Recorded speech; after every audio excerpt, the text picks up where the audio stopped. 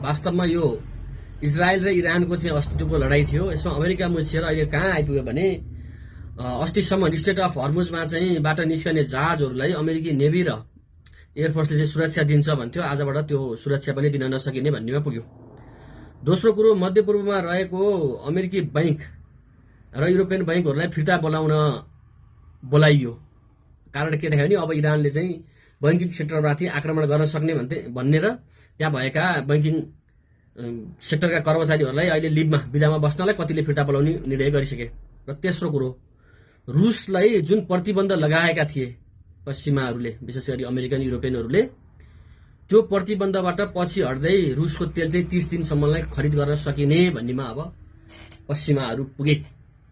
यसको मतलब के हो भने जुन रसिया युक्रेन युद्धमा युरोपियन अमेरिकनहरूले लिएका स्ट्यान्ड थियो त्यो स्ट्यान्डबाट पछि हटे। एउटा कुरो, अमेरिका र इजरायल मिलेर इरानमाथि आक्रमण गरेर जुन एउटा अर्को युद्ध सुरु गरेको थिए त्यो युद्धमा पनि अब इजरायल अमेरिका थला पर्ने संकेत यसले देखायो।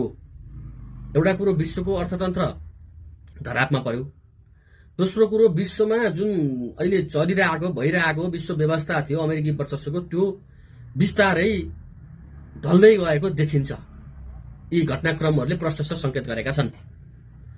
अब यहाँ नेपालमा भने नेपाल वायुसेना निगमलाई चाहिँ निजीकरणको नाममा अमेरिकालाई बुझाउने चलखेल भइरहेछ।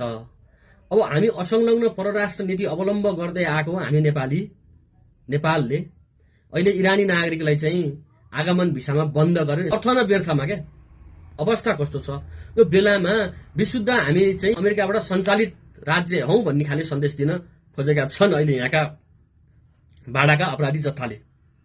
अब यसले भोलिको दिनमा नेपालमा पर्ने दुर्गामी असरबारे यिनीहरूले कुनै पनि चिन्तन मनन गरेको देखि छैन।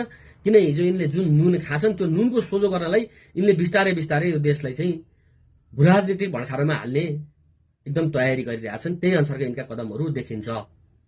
यहाँ जसरी हुन्छ अमेरिका छिराउने यिनीहरूले चाहिरहेका छन्। अब खाडीबाट अमेरिका सबै त्यहाँको जम्मै पोको पन्तुरो चाहिँ उठाएर भाग्न पर्ने स्थितिमा आइसक्यो। त्यसलाई यहाँ ल्याएर गर्न खोजेके आबबाट फेरि सधैँ देशलाई चाहिँ उही भुङ्रोमा पारिरहने, अर्काको पछि लाइरहने हो।